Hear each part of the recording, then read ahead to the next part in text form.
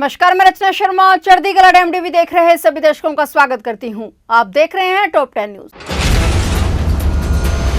राजस्थान की राजधानी जयपुर में दिल दहला देने वाली घटना हुई। प्रदेश के सबसे बड़े सरकारी अस्पताल सवाई मानसिंह अस्पताल के ट्रॉमा सेंटर में आग लगने से 7 मरीजों की दर्दनाक मौत हो गई, जबकि कई अन्य मरीज गंभीर रूप से घायल हो गए। यह हादसा ट्रॉमा सेंटर की दूसरी मंजिल स्थित आईसीयू में हुआ, जब अधिकांश मरीज वेंटिलेटर और अन्य लाइफ सपोर्ट सिस्टम पर थे। अस्पताल प्रशासन के मुताबिक शॉर्ट सर्किट को आग लगने की वजह माना जा रहा है। आग लगते ही वहां मौजूद मशीनों से उठे धुएं और जहरीली गैसों ने स्थिति और गंभीर बना दी। जब तक मरीजों को नीचे शिफ्ट किया गया, तब तक 7 मरीजों ने दम तोड़ दिया। मृतकों में 4 पुरुष और 2 महिलाएं शामिल हैं। दमकल विभाग की 12 से अधिक गाड़ियां मौके पर पहुंची और करीब 1 घंटे की मशक्कत के बाद आग पर काबू पाया गया। घटना की जानकारी मिलते ही मुख्यमंत्री भजनलाल शर्मा भी मौके पर पहुंचे। उन्होंने हालात का जायजा लिया और अधिकारियों को राहत कार्य तेज करने के निर्देश दिए। मुख्यमंत्री ने इस हादसे की उच्च स्तरीय जांच के आदेश दिए हैं। पश्चिम बंगाल के दार्जिलिंग और आसपास के इलाकों में आसमान से बरसती आफत ने धरती पर भारी तबाही ला दी है। क्षेत्र में हुई मूसलाधार बारिश और उसके कारण हुए भयंकर भूस्खलन ने दशकों का रिकॉर्ड तोड़ दिया है। मिरिक और सुखिया पोखरी जैसे इलाकों में हुए इस भीषण भूस्खलन और अन्य बारिश संबंधी दुर्घटनाओं में अब तक 23 लोगों की मौत की पुष्टि हुई है, जबकि कई लोग गंभीर रूप से घायल हुए हैं। इस आपदा का सबसे बड़ा असर यातायात और जनजीवन पर पड़ा है। अधिकारियों के अनुसार इस आपदा के चलते सिक्किम राज्य से सड़क संपर्क पूरी तरह से टूट गया है, जिससे आवाजाही रुक गई है। राज्य सरकार युद्ध स्तर पर बचाव कार्य कर रही है ताकि फंसे हुए लोगों को सुरक्षित निकाला जा सके। वहीं राज्य के मुख्यमंत्री ममता बनर्जी आज उत्तरी बंगाल के दौरे पर आई और नुकसान का आंकलन करते हुए राहत कार्य का निरीक्षण किया। सीएम ने प्रभावितों से मुलाकात की। वहीं प्रधानमंत्री नरेंद्र मोदी भी स्थिति पर बारीकी से नजर बनाए हुए हैं। फिलहाल बचाव और राहत दल मलबे में दबे और फंसे हुए लोगों को निकालने की कोशिश कर रहे हैं। मृतकों की संख्या और बढ़ने की आशंका है।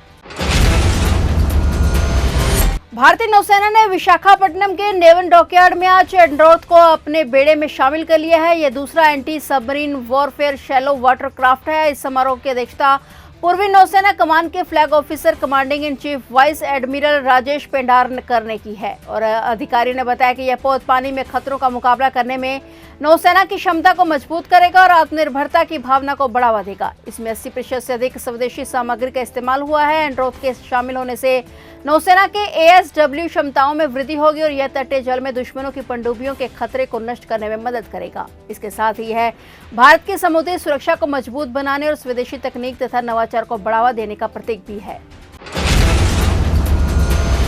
सुप्रीम कोर्ट में आज सोमवार को एक चौंकाने वाली घटना हुई। यहां सुनवाई के दौरान एक वकील ने भारत के मुख्य न्यायाधीश BR गवई पर जूता उछालने की कोशिश की। रिपोर्ट्स के मुताबिक इस शख्स ने कोर्ट के अंदर नारेबाजी भी की। बाद में कोर्ट में मौजूद सुरक्षा कर्मियों ने उसे बाहर निकाला और इससे कुछ देर के लिए कोर्ट की कार्रवाई बाधित रही और कुछ प्रत्यक्षदर्शियों ने वेबसाइट को बताया कि व्यक्ति ने CJI पर जूता फेंकने की कोशिश की थी और वहीं कुछ ने कहा कि चीफ जस्टिस पर कागज का रोल फेंका गया। इस व्यक्ति के वकील की वेशभूषा में होने का भी दावा किया गया है। दूसरी तरफ कानूनी मामलों से जुड़ी वेबसाइट बार एंड बेंच ने सूत्रों के हवाले से दावा किया कि जब CJI की अध्यक्षता वाली बेंच वकीलों से केस के बारे में सुनवाई कर रही थी तो एक वकील दौड़ता हुआ आगे आया और अपना चीफ जस्टिस पर हमले किया और पैर से जूता निकालने की कोशिश करने लगा। हालांकि लगभग तुरंत ही सुरक्षा कर्मियों ने उसे पकड़ लिया और कोर्ट से बाहर कर दिया।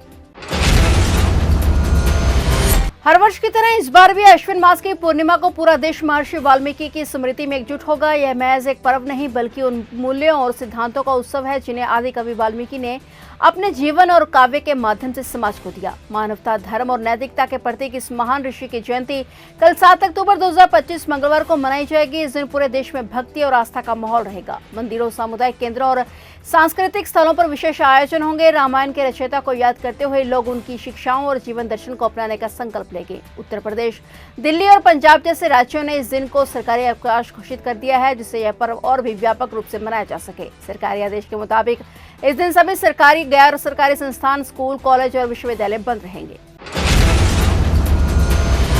हरियाणा के मुख्यमंत्री अपने 3 दिवसीय जापान दौरे पर हैं। मुख्यमंत्री 6 से 8 अक्टूबर तक टोक्यो और ओसाका में कई उच्च स्तरीय बैठकों और निवेशक कार्यक्रमों में हिस्सा लेने वहां पहुंचे हुए हैं। यह दौरा विकसित भारत, विकसित हरियाणा के लक्ष्य को साकार करने की दिशा में एक बड़ा कदम माना जा रहा है। सीएम नायब सैनी ने विदेशी कंपनियों को हरियाणा में औद्योगिक साझेदारी और निवेश के लिए आमंत्रित किया है। मुख्यमंत्री नायब सैनी ने जापान के विदेशी मामलों के राज्य मंत्री मियाजी तोकुमा से भी मुलाकात की है और हरियाणा और जापान के बीच आर्थिक सांस्कृतिक संबंधों को और मजबूत करने पर दोनों देशों के नेताओं में बात हुई। मुख्यमंत्री ने हरियाणा ग्लोबल इन्वेस्टर समिट 2026 का भी न्योता दिया है। इसके अलावा सीएम सैनी टोक्यो में भारतीय दूतावास में आयोजित कार्यक्रमों में शामिल होंगे और कई प्रतिष्ठित कंपनियों के प्रतिनिधियों से मुलाकात कर रहे हैं। हरियाणा प्रदेश कांग्रेस कमेटी के नवनियुक्त अध्यक्ष राव नरेंद्र सिंह ने आज अपना पदभार संभाल लिया है। आज चंडीगढ़ में प्रदेश अध्यक्ष राव नरेंद्र सिंह का शपथ ग्रहण समारोह भव्य तरीके से किया गया। शपथ ग्रहण समारोह पार्टी मुख्यालय सेक्टर 9 बी चंडीगढ़ में हुआ। नए प्रदेश अध्यक्ष राव नरेंद्र का शपथ ग्रहण भव्य तरीके से मनाया गया और कांग्रेस कार्यकर्ताओं ने फूल माला और जयघोष के साथ नए प्रदेश अध्यक्ष का स्वागत किया। राव नरेंद्र सिंह ने कहा कि प्रदेश अध्यक्ष के चयन से पहले जिला अध्यक्षों की नियुक्ति हो चुकी है। पार्टी का संगठनात्मक ढांचा और मजबूत होगा। उन्होंने कहा कि इससे कांग्रेस को जमीनी स्तर पर नई ऊर्जा और मजबूती मिलेगी। कहा कि कांग्रेस एकजुट है और प्रदेश में संगठनात्मक ढांचा काफी मजबूत हो रहा है। बता दें कि नए प्रदेश अध्यक्ष राव नरेंद्र के चंडीगढ़ में हुए शपथ ग्रहण समारोह में हरियाणा कांग्रेस प्रभारी बीके हरिप्रसाद, पूर्व मुख्यमंत्री और नेता प्रतिपक्ष भूपेंद्र सिंह हुड्डा, पूर्व विधायक, जिला कांग्रेस अध्यक्ष, अग्रणीय संगठनों प्रकोष्ठों के प्रमुख सहित अन्य वरिष्ठ नेता भी इस आयोजन में शामिल हुए। पटना वासियों के लिए आज बड़ा खुशी का दिन है। कई साल का इंतजार अब खत्म हो गया है। मुख्यमंत्री नीतीश कुमार ने आज पटना मेट्रो के पहले फेज की सेवा का शुभारंभ कर दिया है। पाटलिपुत्र बस टर्मिनल डिपो के पास बड़े मेट्रो स्टेशन से वह भूतनाथ से न्यू ISBT तक पहले फेज की मेट्रो के परिचालन का शुभारंभ किया गया। पटना मेट्रो रेल कॉर्पोरेशन ने परिचालन पूरी तैयारी के साथ किया और इसके अलावा मुख्यमंत्री नीतीश कुमार ने कॉरिडोर 1 के तहत पटना जंक्शन से 6 भूमिगत मेट्रो स्टेशनों और 9.35 किलोमीटर लंबी सुरंग की आधारशिला भी रखी। श्रीनगर में खेलों का महाकुंभ शुरू हो गया है। जम्मू कश्मीर के मुख्यमंत्री उमर अब्दुल्ला ने आज सोमवार को श्रीनगर के TRC फुटबॉल ग्राउंड में आयोजित एक समारोह में 69वें नेशनल स्कूल गेम्स का उद्घाटन किया। उन्होंने कार्यक्रम की शुरुआत प्रतीकात्मक रूप से फुटबॉल को किक मारकर की। मुख्यमंत्री ने इस अवसर पर कहा कि खेल युवाओं के बीच एकता, मित्रता और साझेदारी को बढ़ावा देने में अहम भूमिका निभाते हैं। उन्होंने खिलाड़ियों से कहा कि खेल दोस्ती और एकता का पुल बनाते हैं। मुझे यहाँ आप सभी के साथ इस शुभ अवसर पर मौजूद होकर बेहद खुशी हो रही है। उमर अब्दुल्ला ने सभी प्रतिभागियों को सरकार की ओर से पूर्ण सहयोग और सुरक्षा का आश्वासन दिया। मुख्यमंत्री ने खिलाड़ियों का उत्साहवर्धन करते हुए कहा कि प्रतियोगिता में भाग लेना ही असली जीत है। जैसा कि कहा जाता है कि जीतना जरूरी नहीं, भाग लेना ही सबसे महत्वपूर्ण है। आप सभी का जोश और खेल भावना सराहनीय है।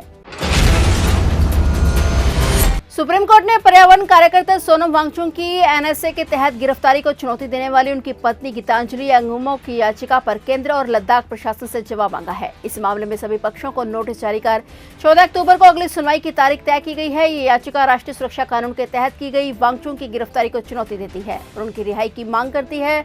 न्यायमूर्ति अरविंद कुमार और न्यायमूर्ति NV इंजीनियर की पीठ ने इस मामले में सभी पक्षों को नोटिस जारी कर 14 अक्टूबर को अगली सुनवाई की तारीख तय की है। वरिष्ठ अधिवक्ता कपिल सिब्बल जो वांगचुक की पत्नी की ओर से पेश हुए उन्होंने अदालत को बताया कि गिरफ्तारी के आधार पर कोई सूचना अब तक परिवार को नहीं दी गई है, जो संविधान के अनुच्छेद 22 का उल्लंघन है। उन्होंने कहा कि गिरफ्तारी के आधार जाने बिना इसे अदालत में चुनौती देना असंभव है। फिलहाल टॉप 10 न्यूज में इतना ही और नए समाचारों के साथ फिर से हाजिर होंगे। तब तक के लिए देखते रहिए चढ़ती कला टाइम टीवी।